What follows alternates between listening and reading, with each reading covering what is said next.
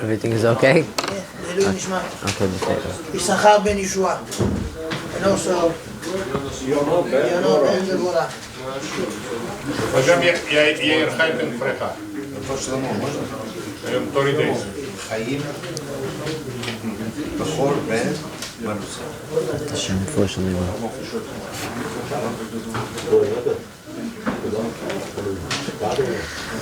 So we're going to speak today a little bit about Pesach.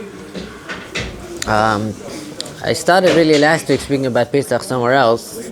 Spoke about kashrut, about what to buy, what not to buy. I'll just say it in very short. Always, when it comes to Pesach, buy everything with a very good hechsher. Always try to aim for a very good hechsher. You can ask the v'chiyayiv what a good hechsher is. Always aim for good hechsherim. This is not a time where people should start, looking to save money in any way and just buy random things that they're not aware of. Right? Always get everything with a top hechsher. You don't want to put yourselves on any questions during Pesach. Now, the Ben Ish Chai brings in his Agadash of Pesach, he brings a story. That Pesach is a very expensive holiday. It's a very expensive chag. It costs people thousands of dollars. Everything goes up in price, especially now. Everything's up in price anyways. Right? So the Ben Ish Chai says this one person is a Jewish guy. It was very difficult for him already. Pesach, every single year, all the expenses. He says, you know what? He says, he's already tired of being Jewish. He says, it's too expensive to be Jewish. He says he wants to, he heard that if he commits suicide, he's going to end up somewhere in the middle of nowhere. So he said he's going to go to a Muslim neighborhood and he's going to start making a lot of problems. And if they take care of him, they take care of him. If not, no. He goes to an Arab neighborhood and he starts screaming out and mocking people and making fun of people and doing all sorts of things, thinking that they're going to come and eventually just end his life. Life became difficult for him, the Ben Ish Chai says, this individual. Didn't work. They probably thought this guy's nuts. They were probably scared of him. Right? And then he goes to a Christian neighborhood. He says, you know what, I have an idea, he says. I'm going to go to a Christian neighborhood. I'll go to a church.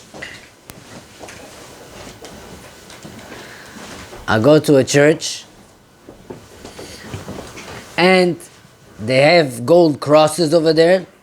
I'll steal the cross. I'll sell it. I'll make money and I'll have enough for 10 Pesachs. Right? He says, if he's going to steal it and he's going to get away with it, good. If they catch him and kill him, also good. Right? Whichever way works out for him. So he goes in, and he goes into this church. He climbs up, he goes and he gets this cross. He looks around. Nobody there, nobody looking. He puts it inside his coat and he leaves. He gets away with it. 2 days later, the king makes a decree. Whoever stole the cross, if he doesn't bring it back, we're going to kill all the Jews. Right? This is their decree. Automatically, they knew to blame the Jews. So the guy didn't know what to do. Everybody was nervous. But he already melted half of it. He sold it to the jeweler. Right? So what did he do? He said, you know what? He's going to go to the king and he's going to admit that he did it. Everybody finds out that the guy is coming and he's going to come admit that he did it.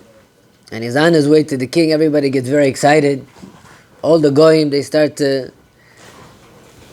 clog around the king's palace, waiting for the king to kill this guy to see what he's going to do to him for stealing their cross. So he goes inside and the king asks him, he told him, what were you thinking that you stole the cross? What entered your mind that you stole the cross? So he tells the king, you want to know the truth, he says? He says, yes. He tells him, I'm a poor Jew. I have no money. Life is very difficult. I keep praying to my God. My God never answers me. So I went to your God to pray. He tells him, right? So I went to your God. I went inside.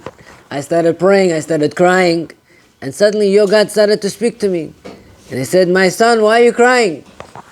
He tells him, here, take this cross, sell it, and buy whatever you need. So he said, I didn't know what to do. He said, I didn't know what to do. He said, so I took it. And I sold it. He told him, that's what I did. I came to your God to pray, and that's what happened. He said, what should I have done? Not taking it? How can I not listen to your God? The king is looking at him. He doesn't know what to answer him. Right? If he's going to kill him, he's really saying that there's no such a thing. This whole story is fake. His God is fake. Everything is fake. Right? If he's going to keep him alive, it's a good story to prove that their God is true. Right? But then he's going to get away with it. So the king doesn't know what to do with him. The king looks at him and he says, go home. Tells him, in that case, go home. Get out of here. And he leaves. He gets out of it. The Ben Ish Chai says, you see, by the Goyim, everything is fake.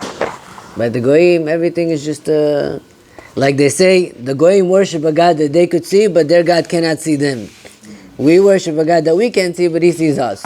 Right? The other way around. So we come to Pesach, and we come to all these different expenses, and it's very expensive, and there's a lot of stuff to buy. And Chachamim tell us that all the hotzaot, all the expenses that we have on Pesach is all going to be covered by Hashem. Hashem says to the extent, don't worry, He says, you could take it on me, borrow it on me. Hashem says, I'll give you everything back, everything that you spent to the Chag, Lechvod HaChag, everything that a person spends, Hashem says, is on me.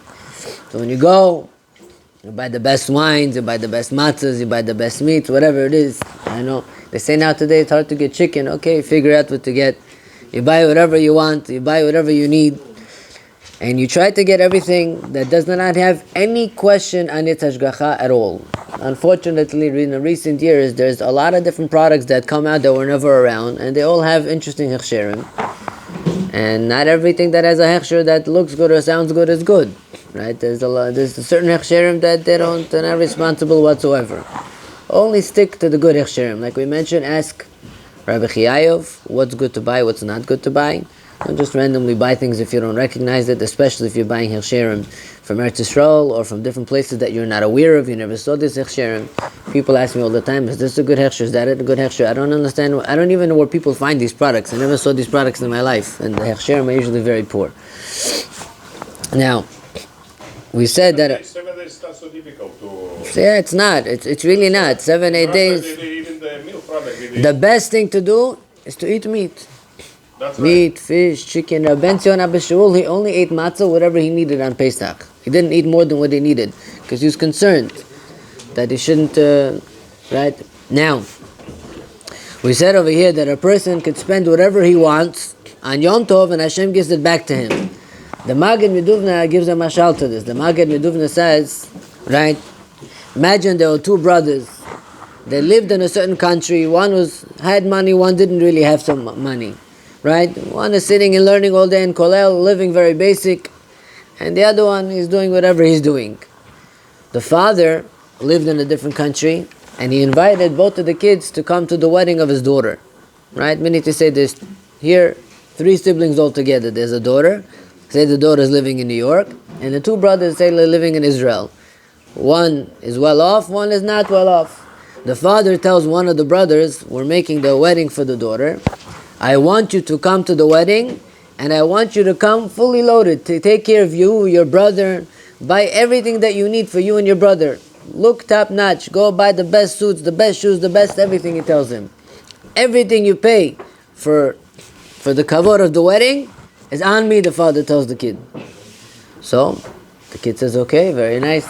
I'm gonna buy everything for my family, and when I get there, I show the bill to my father can pay for everything. What does the guy do? He goes and he buys the most expensive stuff for him, his family, his wife, his kids, everything, spends thousands of dollars. And then he remembers that his brother's also coming. He has to take his brother with him. He says, I don't have time to deal with this right now, he says. Let him figure himself out. And he didn't do anything for his brother. And they went, and they traveled, and they got to New York, and they came to the wedding, and everybody comes out into, some fancy hall. And they're coming out and they go. going to the wedding, the brother comes out with his mink coats with his wife and everything is so fancy, expensive. Suddenly the other brother comes out.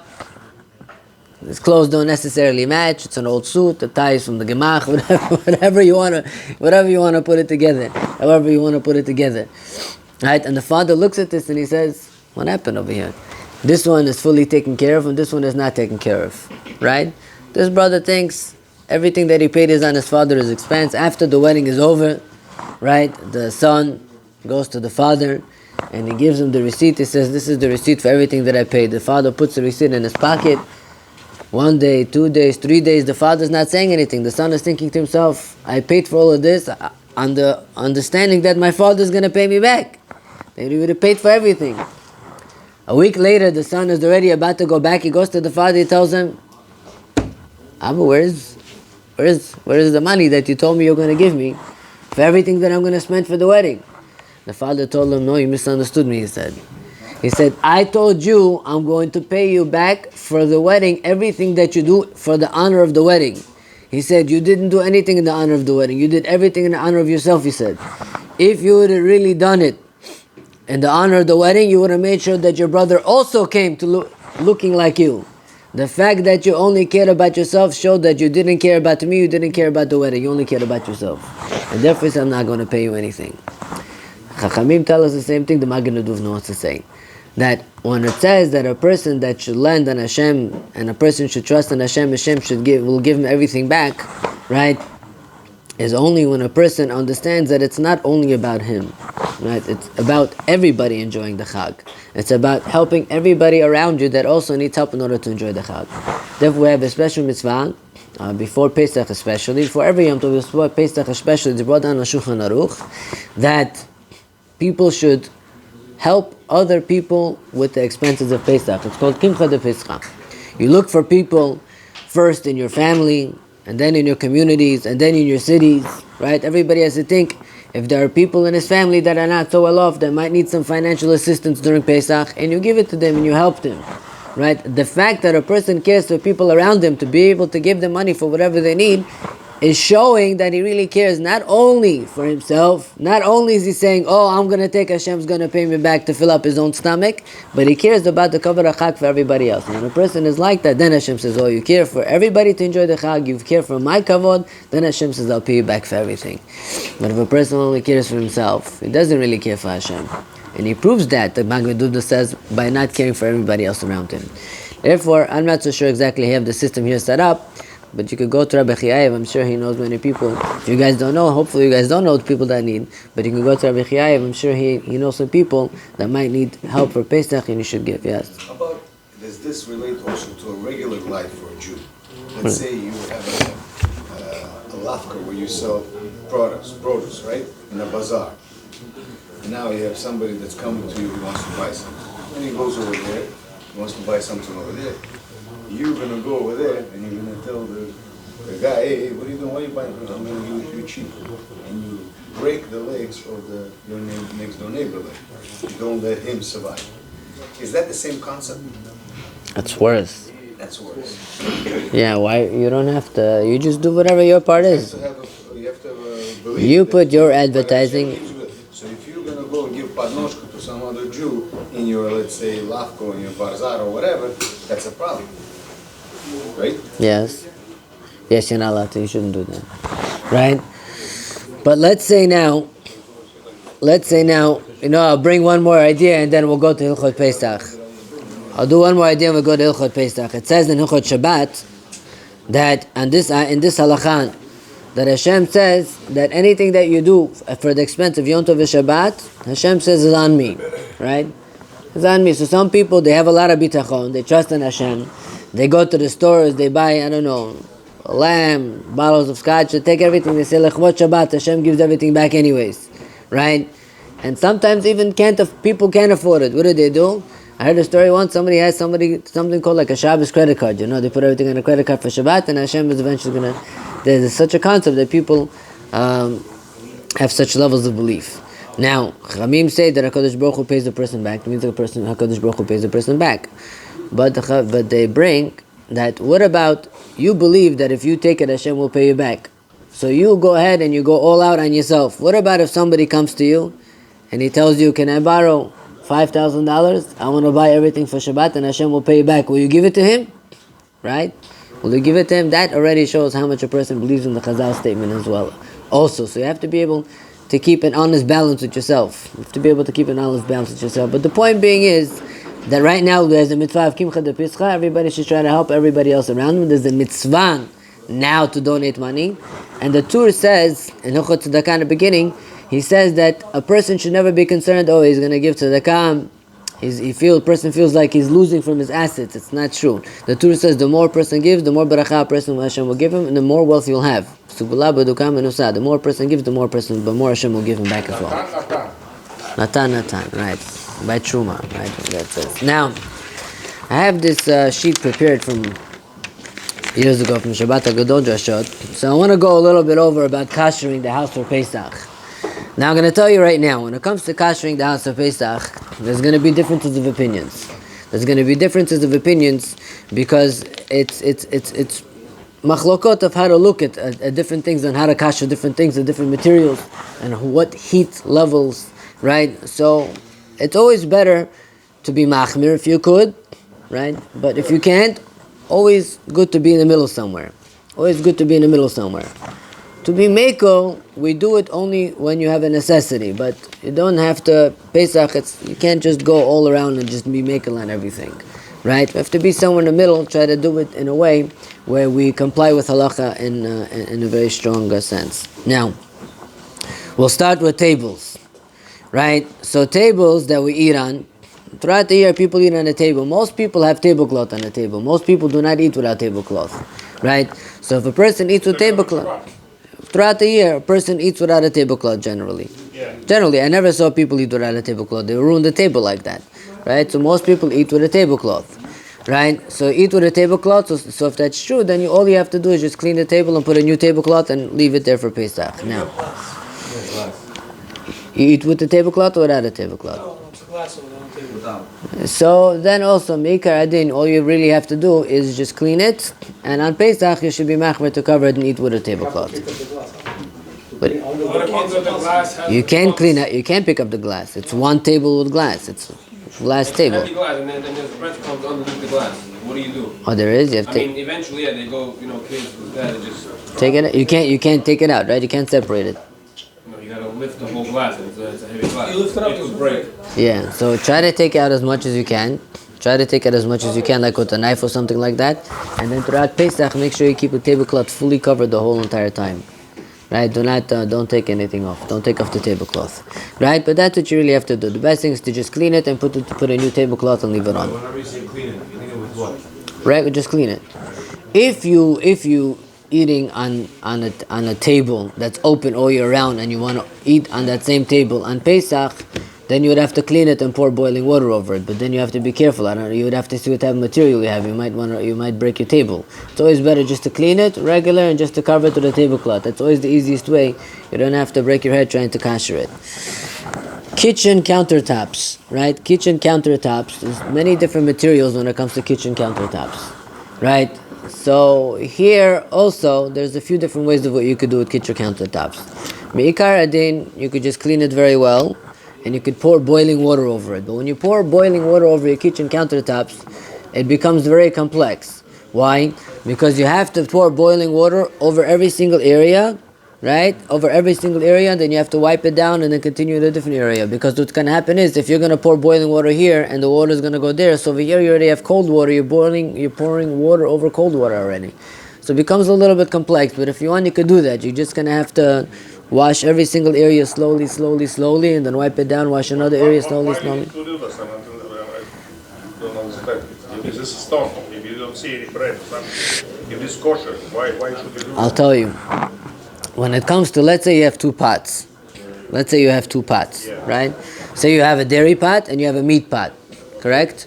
Now, if two pots touch each other while they're hot, does anything happen? Only on the outside, let's say. Nothing happens. However, if you have a little moist, a little water or a little something between the two pots and they touch each other, then that liquid will transfer the taste from one continent of this pot to the other continent of that pot, right? So it'll transfer it. You can match with your pot like that. You could, for example, if you have a meat pot, right, and it's cooking, and somebody spilled a little milk on the outside, right? So according to halacha, that piece of milk that spills on the outside, or that whatever is spilled on the outside, the heat absorbs that into the actual pot and into the actual food, right, through the pot. It's called bliot, right? So therefore, when you have a countertop, for example, so people put hot stuff on it all the time, things fall on it all the time, right? So it absorbs. So on Pesach, there are concerns that maybe on Pesach something will fall on it also very hot and might absorb into it. Or when you put a pot on top, the pot would have liquid on the bottom. Whatever is absorbed into the actual countertop will absorb itself into the actual countertop. Now, on Pesach, we're very machmir.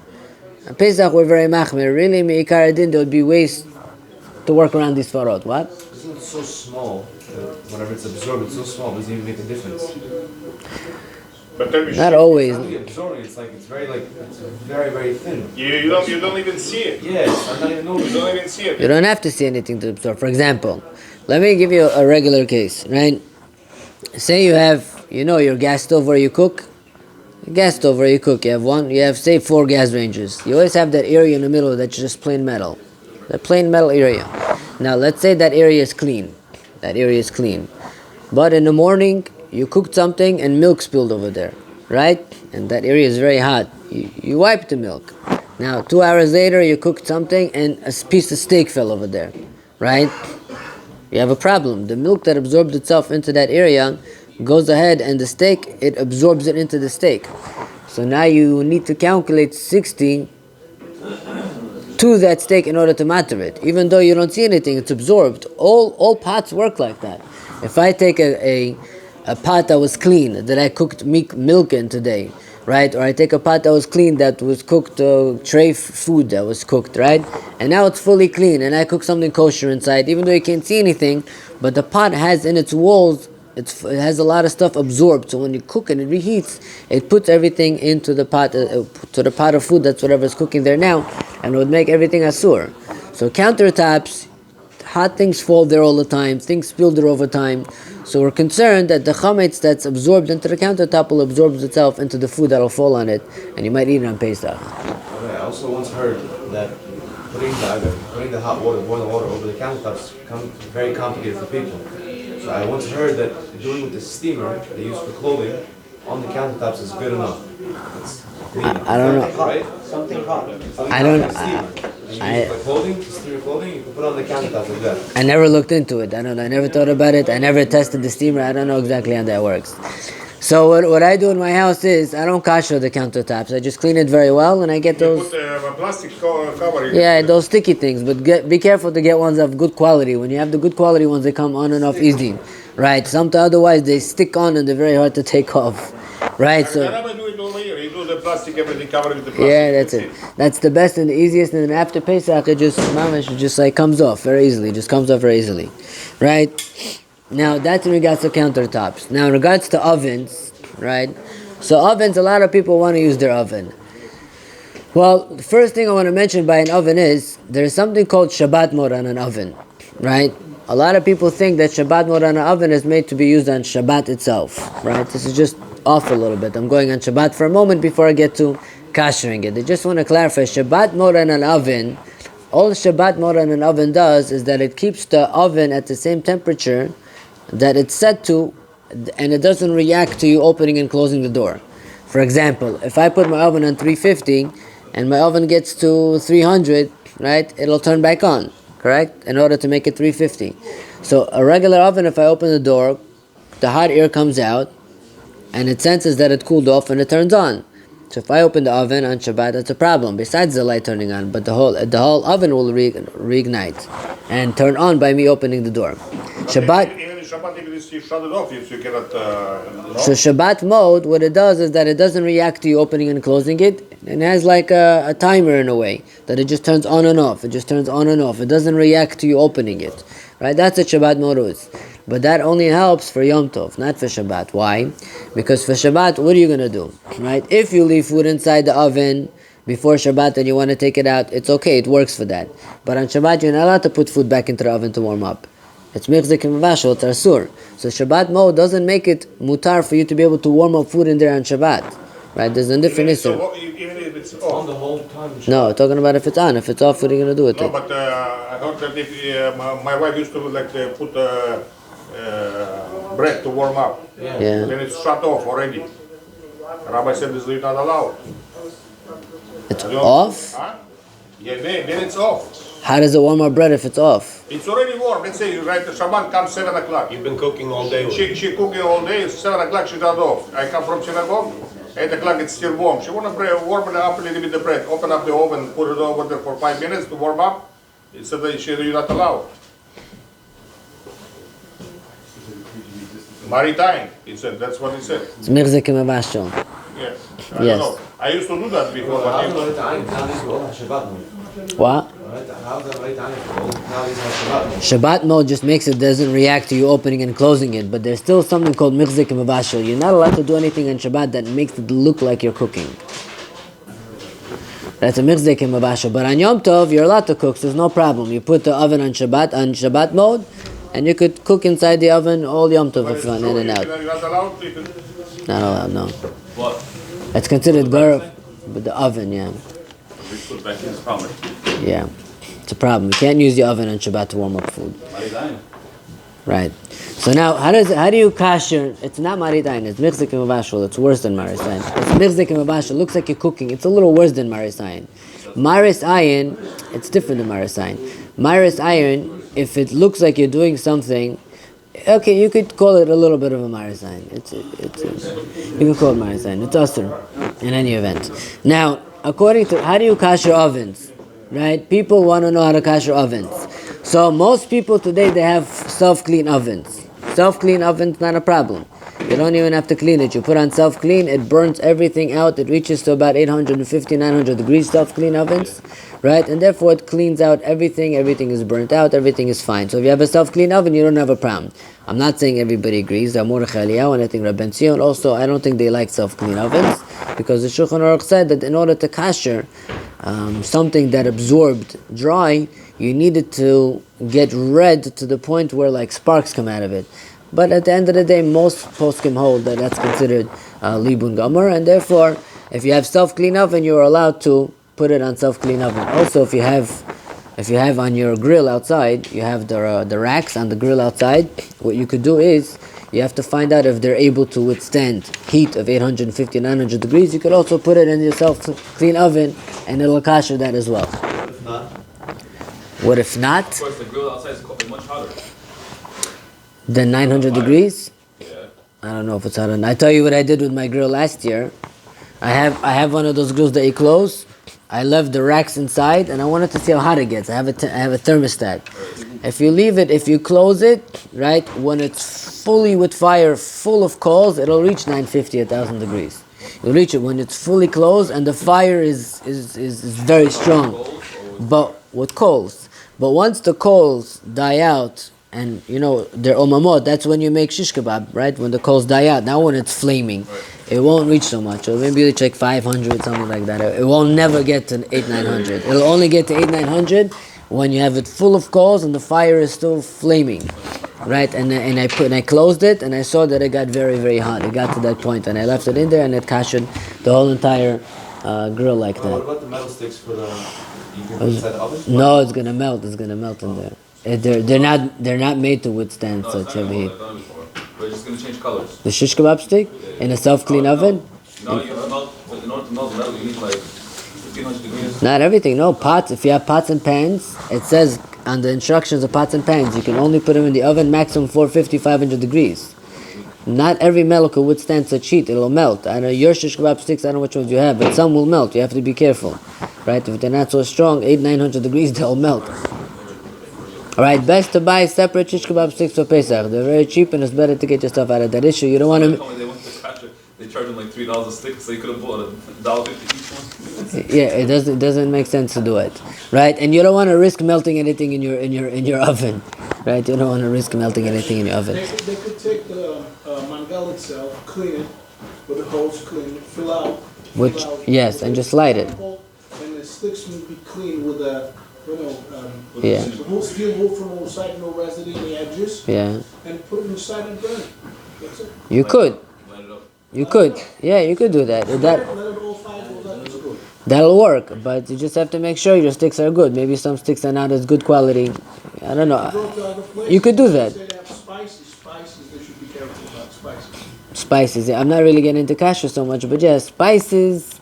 You can look at the OU list. They'll tell you which spices are okay with the actual one. Some people like, Yeah, just fill it up with charcoal and light it up, and that'll kasher the whole thing in of itself.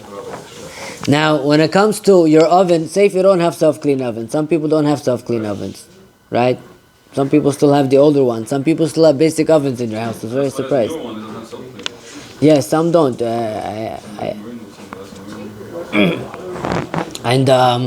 So if you don't have self-clean, then you have a problem. Why? Because when you don't have a self-clean oven, the max that the oven can reach is about 500 degrees, right? So even if you clean out the whole thing and you put the oven on 500 degrees, that's only considered libun kal. There you will come to machloket. There you'd come to machloket that it's mutar or not. Mechatchila, don't do it. But if you don't have a choice, you clean it very well. But doesn't the cleaning product kill the taste of the flavor in the inside? The cleaning product will kill the surface of it, but in order to take out whatever was absorbed in the walls, you need heat. You need heat. You need a very high level of heat, either to take out whatever is absorbed, or either to destroy whatever is absorbed inside, right? Hagala or libun, whichever way. Coming out with 500, so when you use it, it's not going to come out either, no? If you're not gonna use it when it's 500, so you have a point, right? If it's not, it's a machlokes of how you look at the oven. Is it considered heter bala or is it considered isur bala? When you have strong steam, say if you put something inside and the oven gets to 500 and you have steam radiating coming out of a food and it's focusing on one area, it'll take out whatever's absorbed in the wall and bring it back into the food, right? That'll be an issue, right? So when you're throughout the year, when it comes to like milk and meat, for example, then you could kasher it like that between milk and meat because both are mutar. But when you're coming to chametz where it's more chamer, we don't allow you to just kasher in 500. Use your oven for meat and milk. A lot of people do that mistake. You're not allowed to use your oven for meat and milk as is, but if you want to, you could clean the oven, turn it on max for about 20-30 minutes, and then you could use it for the opposite after that. But it's not recommended because you keep playing, you're going to make a mistake one time. You keep playing around back and forth to the oven, you're going to make a mistake and then you can ruin the oven like that between milk and meat and get confused. Right? Always best to have like a separate one. Always be like a separate toaster oven, whatever it might be. Now, there's a lot of stuff that I wanted to discuss here. I guess I'll discuss one more thing now. That's very common when it comes to... If you go to somebody's house and they're making dairy and they use their oven, and you know they're in kashrut, that's considered, you can't eat it? Or I can eat that in a way or something? Well, first of all, you have to be careful in such a house altogether. Right? The fact that they're able to do such things. They're just not that stringent. Like, you know, their products are all kosher, everything. Like if somebody was cold soda, they'll buy everything for you that's cold soda, they'll come over. But like certain things they just don't do. Like they don't hold up the oven. They don't know that it's wrong. They just don't know. They don't think there's anything wrong with it. What about their pots and pans? You're not concerned? No. So if they really don't hold up the oven, they have to know whether the oven is clean or not. What did they cook? If they cook something that was covered in the oven, it's okay. What? Oh, I think okay. If there's like splatter on the walls and stuff, it's fine. It's a problem. If they're cooking something that has like liquid inside, and they leave it open and it's steamy and the oven is not clean, I can't say it's fully osur, but I wouldn't recommend that you eat it. Right? I wouldn't recommend that you eat it, especially since the actual steam will be focusing on a place and it's dirty. Don't eat it. Right? If the oven was fully clean and or the food was covered, maybe over there you would be a little bit better. Maybe over there would be a little bit better. Right? Or the food was dry, like a fully dry food would be a little bit better. But in regards to what is that called? Dishwashers. Right? Dishwashers is something that people ask every single year whether or not you're allowed to kasher dishwashers or not.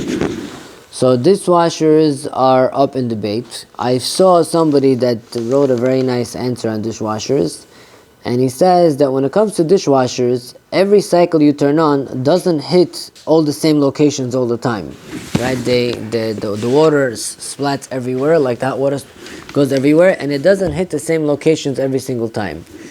So he says that over there, that just because you run an empty cycle once, doesn't necessarily mean that you koshered it. However, if a person wants to use a dishwasher, what you do, you take out the filter. Inside, the filter's on the bottom, it's usually very dirty there. You clean out that whole entire area. You take out the racks, you clean the racks very well.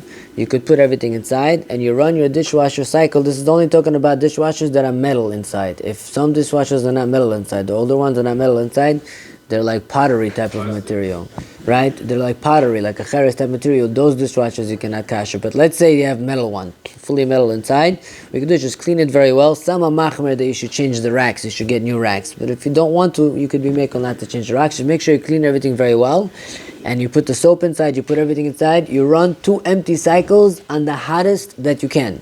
The hottest that it gets, you run 2 empty cycles with no dishes or nothing inside. And then afterwards, it will be mukhshar. You could use it for Pesach. Plastic also or just metal? I think they're all plastic. They're all metal inside. However, the racks, they might have some plastic areas, right? But the actual thing is metal inside. There's no plastic. I never in my life saw plastic inside plastic. Dishwashers, no, they're all metal usually, right? So dishwashers also, you'll be able to kosher the way we just mentioned. Now, the grates, right? The grates on top of the actual stove, right? The grates. Actually, we'll stop over here. We'll continue, I guess, next week, and we'll discuss different things. Rabbi Chanan ben Aksham ben Atzak Kadosh Baruch Hu Tzak Kadosh Tzaddik Fika Chad Baran Torah Mitzvot Shemar Adonai Chafetz Tzmat Tzidko Yigdil Torah V'Yadir.